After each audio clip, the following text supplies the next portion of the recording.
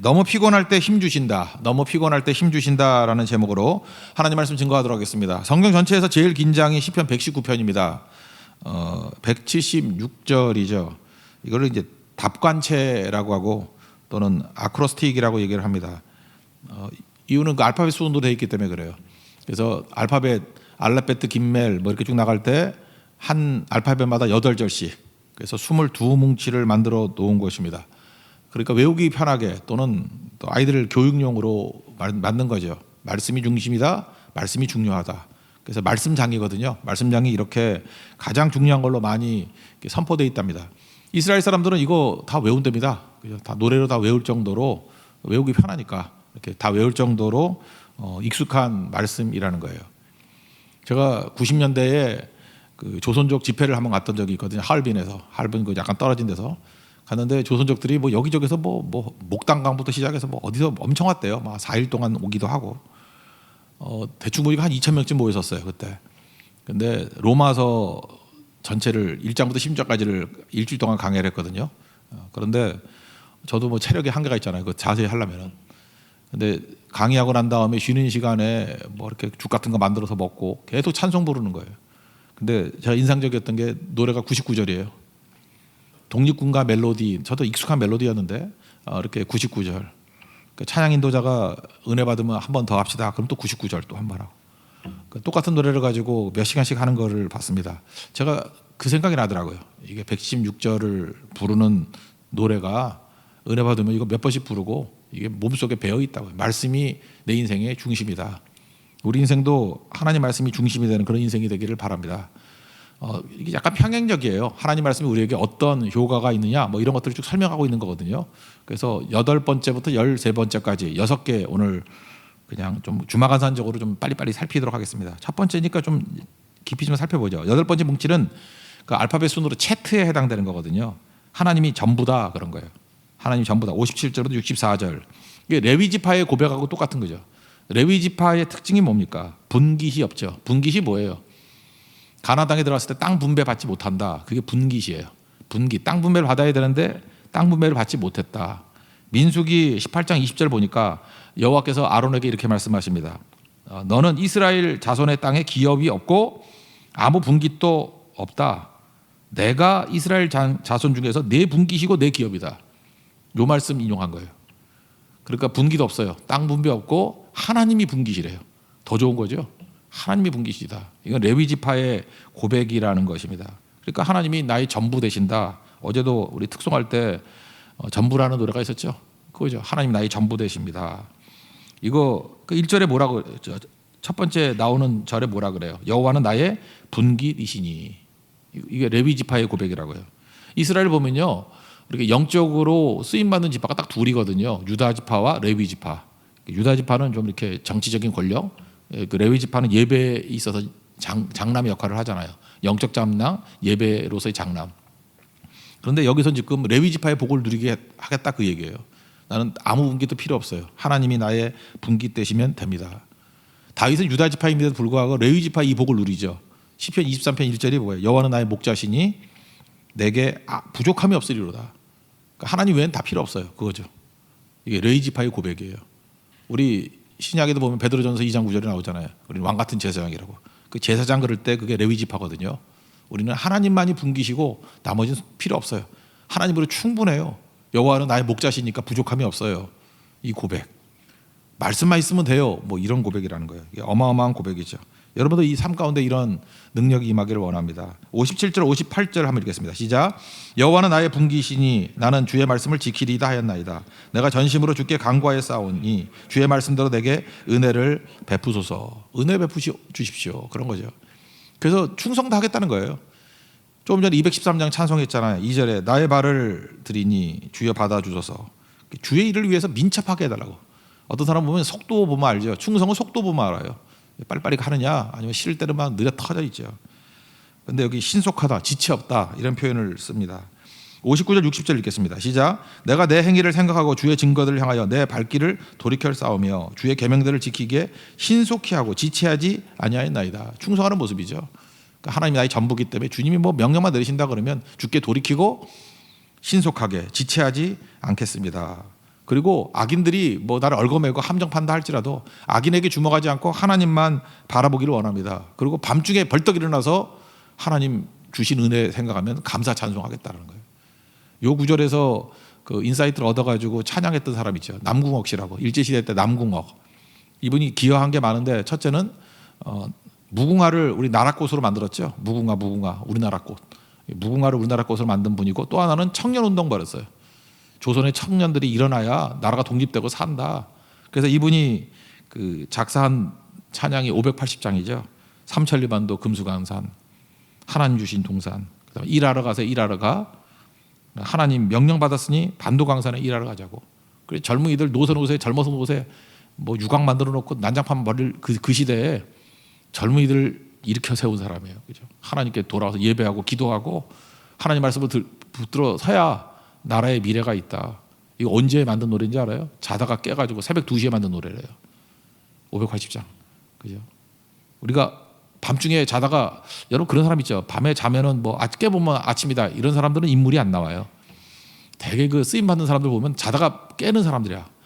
깨서 화장실 가는 사람 말고 깨가지고 뭔가 기도하고 깨가지고 막 가슴이 뜨거워지고 항상 그래요. 제가 위인들 일기들 많이 봤는데 위인들 전기 이렇게 보면 밤중에 그냥 엎어져 잔 사람이 별로 없어요. 자다가 다 깼지. 하나님이 주신 비전 때문에 너무 뜨거워서. 오늘 그 얘기예요. 밤중에 일어나게 만든다. 61절, 62절 한번 읽겠습니다. 시작. 악인들의 줄이 내게 두루 얽었을지라도 나는 주의 법을 잊지 아니하였나이다. 내가 주의 의로운 규례들을 말미암아 밤중에 일어나 주께 감사하리로다. 하나님 나의 전부라는 거예요. 잘 때에도 하나님 나의 전부 되어 주신다. 그래서 그 다음 나오는 게 친구를 사귀어도 근주자적 금묵자 그런 얘기 있죠. 붉은 걸 가까이 하면 붉어지고 검은 걸 가까이 하면 묵을 가까이 하면 검어진다. 유유상종 뭐 그런 얘기죠. 내 친구를 교제권을 말씀을 중심으로 사귀겠습니다. 그런 얘기죠. 그래서 어떤 사람 보면 친구 보면 알아요. 친구가 어떻게 예수님 사람이 저런 걸 친구라고 데리고 다니나? 그 친구 보면 안다니까요. 자기가 지금 속이고 있는 거야. 친구 딱 보면 친구가 자기 모습이거든요. 그 친구가 동역자 된다는 거죠. 내가 말씀, 기도, 선교하는 것을 중심으로 해서 친구, 교제권을 삼겠습니다. 왜냐? 하나님이 나의 전부기 때문에. 말씀이 나의 전부기 때문에. 63절, 64절 한번 읽겠습니다. 시작. 나는 주를 경외하는 모든 자들과 주의 법도를 지키는 자들의 친구라. 여호와여 주의 인자하심이 땅에 충만하였사오니 주의 율례대로 나를 가르치소서. 그러니까 하나님 나의 전부 되어 주십니다. 말씀이 전부입니다. 이렇게 고백하고 있다라는 것입니다. 이제 그 다음부터는 좀 빨리 나갈게요. 9번째 뭉침이다. 테트에 해당되는 건데 고난으로부터 배웠다 그런 거야. 고난의 학교에서 내가 배웠다. 가르치소서 이런 걸 많이 강조해요. 그러니까 하나님께서 나를 가르쳐 주세요. 고난을 통해서 말씀을 가르쳐 주세요. 사실은 말씀은 언제 제일 많이 깨닫죠? 들을 때라기보다는 말씀을 듣고 고난을 말씀 가지고 통과했을 때 제일 많이 배울 수 있다는 거예요. 그래서 가르쳐 주셔서 66절부터 68절까지 읽겠습니다. 시작. 내가 주의 계명들을 믿었사오니 좋은 명철과 지식을 내게 가르치소서. 고난 당하기 전에는 내가 그릇 행하였더니 이제는 주의 말씀을 지키나이다. 주는 선하사 선을 행하시오니 주의 율례들로 나를 가르치소서. 가르쳐달라 그러는 거죠. 우리는 꽃길만 가기를 원하죠. 꽃길만 가면 인물 안 나오죠. 배우지 못하죠. 여러분 고난 없는 성장 이건 뭐죠? 영양제로만 살기 하고 똑같은 거죠. 어떤 사람 그래요. 내가 볼 때 그 연세 드신 분들 내가 볼 때 방향이 틀린 것 같아요. 운동을 해야 하고 뭘 딴 걸 해야 되는데 내가 너무 몰라서 그러나? 맨 영양제만 먹어요. 뭐 남 얘기 아니에요. 우리 어머니 얘기인데 그 영양제를 그렇게 먹어서 뭐 하려고 그러는지? 그러니까 면역력이 떨어지는 거죠. 영양제도 한계가 있는 거죠. 골고루 먹는 게 최고예요. 내가 보니까 편식하는 사람들 다 일찍 갚아래요. 몸에 좋고 나쁜 게 어디 있어요? 약간 나쁜 것도 먹어야 된다니까. 뭐 기름도 먹고 그죠? 막 닥치는데 먹어야 몸이 저항력이 생기는 거지. 이렇게 완전히 증류수만 마시면 인간이 사나? 미네랄 워터가 뭐예요? 불순물 섞인 물이지 뭐 딴 거예요. 말을 멋있게 한 거지. 미네랄 워터. 그러고 되게 좋은 것 같이 보이지만 그 철가루 뭐 이런 거 여러 가지 섞여 있는 거 아니에요. 불순물 들어있는 물을 마셔야 건강해진다 그 얘기 아니에요. 음식도 마찬가지죠. 멸균 상태의 음식만 먹으면 인간이 되겠냐고 그게. 그러니까 대충 먹어야지. 그죠? 막 골고루 막 먹고 그래서 그걸 이겨낼 수 있고 그걸 어떻게 이겨내죠? 열심히 씹어서. 어떤 사람 씹기 싫어가지고 맨날 죽만 먹으려고 그래요. 아플 때 죽 먹는 거지 왜 정상적인 사람이 죽을 먹으려고 그래요? 된 밥을 먹어가지고 50번 씹어가지고 죽을 만들어 먹는 게 최고잖아요.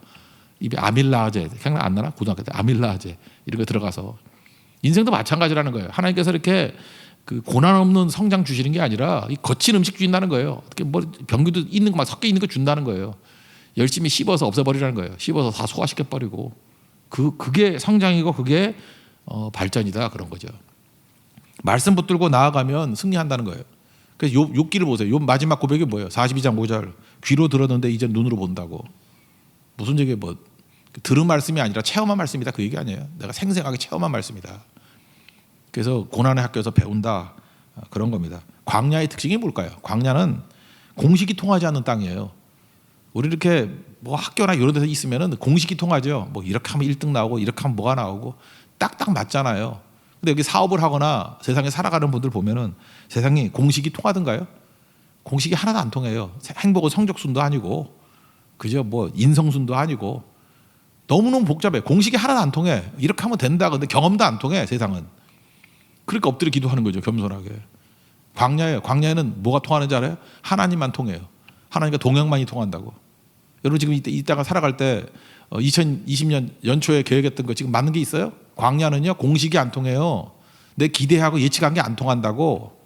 하나님과 동행할 때만 통하는데요. 광야는 길이 없잖아요. 내가 길이라고 생각한 게 길이 아니라고. 바람 한번 불면 다 없어져 버려요. 주님과 동행할 때 그게 길이 되는 거고 하나님과 동행할 때 그게 강이 되는 거고 그렇게 되는 거라는 것입니다. 71절 72절 읽겠습니다. 시작. 고난당하는 것이 내게 유익이라. 이로 말미암아 내가 주의 율례들을 배우게 되었나이다. 주의 입의 법이 내게는 천천은 금은보다 좋은 이이다. 말씀이 돈보다 낫다 그 얘기죠. 참 멋있는 거 아니에요? 그러니까 여러분들도 하나님 말씀 붙들고 주님과 동행하면서 부딪혀 버리세요. 그러면 다 배운다고. 광야는 공식이 통하지 않는 곳에서 유일하게 승리하는 사람들은 말씀 붙들고 가는 사람들이에요. 오늘도 공식이 통하지 않는 광야에서 승리하는 하나님의 종 되기를 바랍니다. 10번째 뭉치는 요드인데 요드. 내가 누구인지를 안다. 좀 어려운 말이에요. 존재론이에요. 존재론의 세 가지 질문이 있죠. 나는 누구인가? 나는 뭐 때문에 사는가? 그 다음에 나는 어디로 가는가? 죽음이잖아요. 태어난 곳, 사는 이유, 죽어서 가는 곳. 존재론의 세 가지 질문이라고 그러잖아요. 실존주의에서는 샤르트르인가요? 아니 하이데거네. 하이데거 뭐라 그랬죠? 피투적 존재? 너무 어렵나? 뭐 던져진 존재? 뭐 말이 어렵지. 어머니 왜 날 낳으셨나 그거죠. 내가 왜 사냐 그랬더니 엄마가 낳았으니까 살지. 이러고 산다는 거예요 다. 이게 뭐 말이 멋있는 거지. 이러고 살면 되겠어요? 여러분 왜 살아요? 왜 태어났니? 그러고 사는 거예요? 아니죠. 하나님이 나를 보내신 거예요. 사명이 있기 때문에. 사명 깨닫기 이전에는 사는 게 아니죠. 로마서 11장 36절이 이게 존재론의 제일 중요한 구절이에요. 만물이 주에게서 나오고 주로 말미암고 주에게로 돌아갑니다. 이거예요. 이 존재론이에요. 하나님께로부터 와서 하나님으로 말미암아 살다가 하나님께 가는 거예요. 왜? 사명 가지고 살라고. 그게 중요한 거죠. 그래서 우리는 사명이 있기 때문에 뭘 만들었으면 만드신 분의 목적이 있을 거 아니에요. 그래서 나에 대한 설명서를 하나님이 알고 있어요. 내가 어떻게 쓰임받을지 매뉴얼이 있다고. 그게 성경 아니에요. 내게 주신 말씀을 가지고 그 매뉴얼대로 살아갈 때 최고가 된다. 73절 14절 한번 읽겠습니다. 시작. 주의 손이 나를 만들고 세우셨사오니 내가 깨달아 주의 계명들을 배우게 하소서.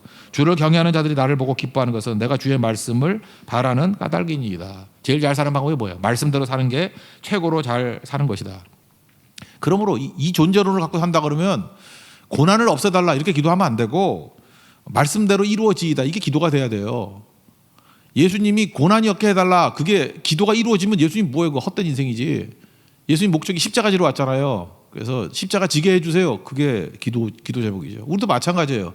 편안하게 해주세요. 그 진짜 개돼지 같이 사는 거지 진짜. 편안한 게 뭐 배부른 돼지 되는 거지. 그게 우리 목적이 아니잖아요.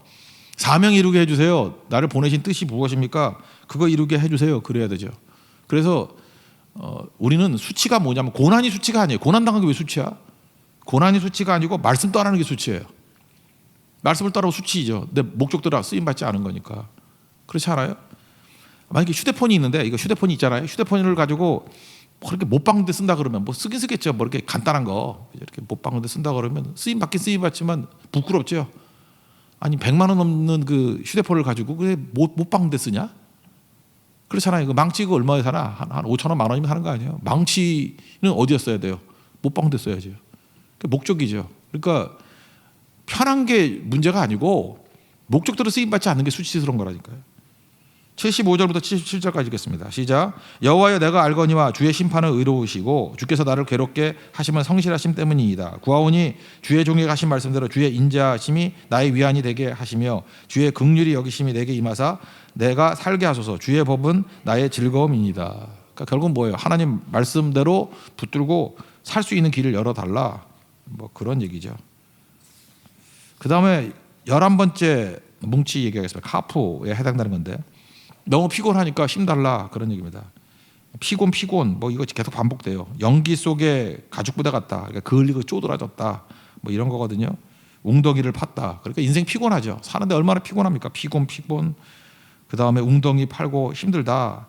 그래서 성경 전체에서 그 질문이 2번 나온다 그랬죠. 청년이 무엇으로 깨끗하게 하리까? 주의 말씀을 따라 상갈지니라. 그거 하나 하고 또 여기에요. 여기 나오는 얘기인데 주의 종의 날이 얼마나 남았습니까? 이런 거예요. 너무너무 힘드니까 심판이 언제 이루어집니까? 그래서 어떻게 하면 되죠? 말씀만 붙들면 생기, 힘, 건짐을 주신다. 이사야 40장 29절부터 나오죠. 피곤한 자에게 능력 주시고 유능한 자에게 힘 주신다고. 소년이라도 피곤하고 곤비하고 장장이라도 뭐 나가 떨어지지만 여호와를 앙망하는 자 새 힘을 얻으리니 뭐 독수리가 날개 치고 올라가는 것 같다며 다른 벽 자라에도 곤비치 않고 걸어가도 피곤하지 아니하리라. 그 말씀에. 그러니까 피곤할 때 말씀 붙들면 일어납니다. 그러니까 제가 피곤할 때 잠깐 바카스 D 이거 마시려고 그러지 말고 예? 바카스 D가 아니고 말씀이 우리에게 피로에 회복이 되는 거예요. 우리 막 피곤하고 할 때 예배 드리니까 피로 회복이 되더라. 그런 얘기를 얼마나 많이 하는지 몰라요. 그게 중요한 거죠. 그래서 우리로 하여금 살아나게 해 주십시오. 87편 87절 88절 2절만 읽겠습니다. 시작. 그들이 나를 세상에서 거의 멸하였으나 나는 주의 법도들을 버리지 아니하였사오니 주의 인자심을 따라 나를 살게 하소서. 그리하시면 주의 입의 교훈들을 내가 지키리이다. 피곤 중에 함정 중에 살아남는 길이 하나님 말씀 붙드는 것입니다. 그 다음에 12번째 뭉치입니다. 라메드에 해당되는 건데 보이지 않아도 믿는다는 거예요. 이 눈에 아무 증거 아니 보여도 믿음만을 가지고서 늘 걷는다. 545장 찬송하고 똑같은 얘기죠. 유아기 때 특징이 뭔지 알아요? 그런 거 들어봤어요. 분리 불안. 애니까 멍청하잖아요. 엄마가 눈에 보일 때만 안심을 하는 거야. 그러니까 엄마가 화장실에 갔어. 그럼 막 울어요. 엄마 없다고. 그 안에서 그러잖아요. 엄마 여기 있다. 그러면 소리는 들리는데 안 보인다고 또 울어. 바보지. 그러니까 바보지. 그 머리가 나쁜 게 아니고 그게 분리불안이에요. 그러니까 분명히 문 열고 화장실 들어갔으면 화장실에는 벽이 없잖아. 뭐 창문 타고 나가겠어? 그 안에 있을 거라고 믿는 것이 정상 아니에요. 근데 어렸을 때는 화장실 들어갔는데 눈에 안 보이면 우는 거예요. 소리가 들리는데도 불구하고 저거 소리가 가짜면 어떡하나 의심이 많아가지고. 그래서 불안한 거예요, 계속. 그러니까 분리불안한 건 유아적인 특징이죠. 성숙하다는 건 뭐예요? 눈에 안 보여도 계시다는 걸 믿는 거죠. 눈에 안 보여도. 그리고 소리만 들어도 믿는 거죠. 어쨌든 소리도 안 들리고 그 흔적만 바라보고도 있구나 그런 걸 아는 거죠. 좀 나이 들고 나면은 집에 와가지고 이렇게 흔적 보면 엄마가 있는 것 같잖아요. 그래서 묻지도 않죠. 딱 보니까 엄마 있어. 그죠? 묻지도 않아. 그거 뭐예요? 그거 믿는 거죠, 완전히. 그 얘기를 하고 있다라는 것입니다. 그러니까 하나님이 안 보이면 없는 거냐? 하나님 소리가 안 들리면 없는 거냐? 안 보여도 계시는 거고, 그죠? 여전히 나를 바라보고 있다. 그리고 하나님이 하늘에 서 있고 땅을 세우시고 천지가 주의 말씀대로 운행하고 있다. 그래서 세상 만물만 쳐다봐도 믿음이 생기는 거죠. 오늘도 아침에 해가 뜰 거잖아요. 하나님 살아 계시는 거지 뭐, 그죠? 그런 거 아니에요? 태풍이 와가지고 있더라도 하나님 우리 또 보호해 주시잖아요. 그거 보면서 하나님이 살아계심을 느끼는 거죠. 89부터 91절까지 읽겠습니다. 시작. 여호와여 주의 말씀은 영원히 하늘에 굳게 섰사오며 주의 성실하심은 대대에 이르러나이다. 주께서 땅을 세우셨으므로 땅이 항상 있사오니 천지가 주의 규례대로 오늘까지 있으면 만물이 주의 종이 된 까닭이니이다. 세상만 봐도 아버지의 손길이 보인다. 그런 거죠. 그리고 내 귀에 안 들리고 안 보여도 하나님께서 나에게 힘을 주신다는 걸 믿고 난 산다는 거예요. 제가 개인적으로 제일 좋았던 말씀이 119편 92절. 이거 제가 사역 중단했을 때 2년 동안 어떻게 보면 굉장히 힘든 시기 아니었습니까? 되게 힘들었는데 근데 사실 돌이켜보면 되게 힘들 때였는데 그때는 별로 안 힘들었거든요. 왜 안 힘들었나 생각했더니 이 성경 연구하는데 제가 빠져가지고요. 아침에 깨가지고 사무실 가가지고 거의 뭐 한 10시간에서 15시간 많이 뭐 컨디션 좋을 때 15시간 계속 성경만 연구했어요. 그 당시 뭐 에스겔서 다 보고 예레미야 다 보고 하여튼 선지서 제가 목회하면서 그렇게 열심히 성경 본 적 없어요. 선지서 하여튼 뭐 깊이 봤어요. 역대 상하 뭐 그거 다 보고 얼마 전에 했잖아요. 역대기 볼 때 옛날 생각나더라고. 그때 그냥 얼마나 샅샅이 공부를 했는지. 그래서 구약 성경 한 반 정도를 2년 동안 정말 엄청 깊이 공부했어요. 그때 이 말씀이 생각나더라고요. 92절. 주의 법이 나의 즐거움이 되지 아니하였다라면 내가 고난 중에 멸망하였으리라. 되게 고난 당하면 멸망합니다. 죽습니다. 그렇죠. 이렇게 미치든지 머리 돌든지 막 그래요. 너무너무 압박이 심하니까. 근데 하나님 말씀이 즐거움이 되는 걸 주시라고. 그땐 몰랐죠. 뭐 빠져가지고 세상에 다 그런 건지 알았는데, 그러니까 하나님이 말씀을 주셔서 건져주신 거예요. 여러분 삶 가운데도 그래요. 하나님 말씀 주셔서 건져주실 거라고 확신하십시오. 분명히 건져주신다는 거예요. 그래서 제3자가 볼 때 고난이 어려운 거 보이지만 어려움 당하는 사람들 보면 하나님이 또 말씀 주셔가지고 별로 안 힘들게 해주신다니까. 저는 우리 할아버지 얘기를 많이 들어서 알아요. 그 일제시대 때 그 신사참배 안 한다가 감옥에 가가지고 죽이려고 고문 가했대잖아요. 고문이 뭐였냐면 영하 20도인데 팬티 하나 입혀놓고 얼음 위에 얹혀놨대요. 그럼 얼어 죽는 거죠. 얼어 죽는 거 아니에요? 근데 거기서 기도했대잖아요. 하나님 뭐 이제 주님 앞에 갑니다 하면서 얼마나 철학기도 열심히 하는지. 근데 그 표현에 의하면 그래. 하늘에서 무슨 이불이 내려오더래. 이불이 내려오는데 그 이불이 굉장히 좋은 이불인지 그죠? 뭐 캐시미어 이불인지 너무 더워가지고 더워서 못 살겠어요. 그래서 기도도 아니었대요. 더워서 못 살겠다가 밤새도록. 그러다가 아침이 되면 보니까 얼음 다 녹아버리고 밑에가 고기 있는 자리만 뽀송뽀송해졌더래요. 이거 하도 그 주변 분들이 하도 여러분들이 얘기해가지고 제가 이거 의심을 하네요. 이거 이런 얘기 듣고 본 사람이 너무너무 많다 그래가지고. 그래서 제가 그때부터 깨달은 게 뭐냐면, 야, 순교라는 게 우리가 생각할 때 어려운 거지. 사실 그 당시에 하나님께서 이길 수도 힘도 주신다는 거예요. 이 콜로세움에서 사자밥이 될 때에도 찬송하며 갔다 그러잖아요. 그게 무서우니까 찬송함으로 갔다 그 얘기도 있지만, 사실 그 사자밥이 될 때 우리가 생각하는 것보다 안 무서웠을 수도 있어요. 그죠? 하나님께서 고통 없이 지금도 무슨 뭐 마취제 이런 것도 주잖아요. 나도 잘 모르겠어. 뭔지 잘 모르지만 주께서 위로가 있고 힘이 있기 때문에 기뻐하면서 죽었다 그러잖아요. 기뻐하면서 순교했다 그러잖아요. 너무 고난 무서워하지 말라고요. 주께서 붙들어 주시면 감당할 힘 주시고 또 생각보다 말씀의 즐거움을 주셔서 멸하지 않게 만들어 주신다는 거. 여러분 삶 속에도 하나님이 주시는 이런 위로와 능력과 기쁨이 넘치는 하나님의 종 되기를 축원합니다. 마지막 하나 더 빨리 보겠습니다. 13번째 뭉치는 이게 매매에 해당되는 건데 똑똑하게 만든다는 거예요. 원수보다 똑똑하게, 스승보다 똑똑하게, 노인보다 똑똑하게. 그러니까 노인 그러면 최고로 똑똑한 사람들 말하는 거거든요. 98절부터 100절까지 읽겠습니다. 시작. 주의 계명들이 항상 나와 함께 하므로 그것들이 나를 원수보다 지혜롭게 하나이다. 내가 주의 증거들을 늘 읊조림으로 나의 명철함이 나의 모든 스승보다 나으며 주의 법도들을 지킴으로 나의 명철함이 노인보다 나으니이다. 베드로 보세요. 무식했지만 학문 없는 범인을 알았는데 얼마나 똑똑하게 증거합니까? 이상하게 여겼다. 왜? 하나님 말씀이 지혜를 주고 능력을 준다라는 것입니다. 그 사도 바울은 또 반대 얘기를 하고 있죠. 세상적으로 학문 많이 가졌는데 그거 아무것도 아니다. 빌립보서 3장 8절을 보니까 뭐라 그래요? 내가 모든 것을 해로 여기고 그리스도를 아는 지식이 가장 고상하다는 걸 내가 믿는다고. 말씀이 최고라는 거죠. 그래서 모든 걸 다 배설물로 여겼대. 해로 여기고 배설물로 여긴다고.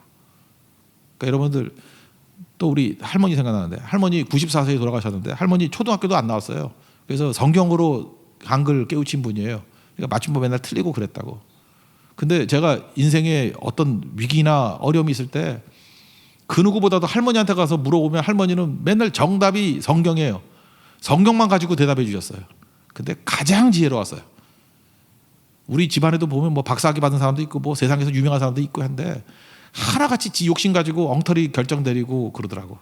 근데 할머니 배운 거 하나도 없는 일자 무식인데 성경밖에 몰라요. 성경밖에. 가장 지혜롭더라고요. 원수보다 지혜롭고 노인보다 지혜롭고 그죠? 스승보다 지혜로운 그 말씀이라는 거예요. 가장 지혜로운 인생 되는 축복이 임하기를 기원합니다.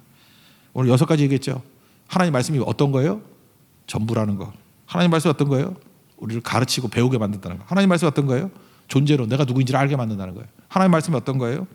피곤할 때 힘을 주신다는 거예요. 하나님 말씀이 어떤 거예요? 보이지 않아도 확신 주신다는 거예요.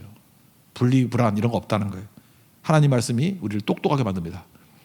그래서 멍청하신 분들 자꾸만 뭐 멍청하게 머무르지 말고 하나님 말씀을 읽고 그대로 순종해 보십시오. 그러면 여러분들 세상 사람이 놀란다고요. 이상하다. 저 학문 없는 범인이었는데 왜 이렇게 똑똑하지?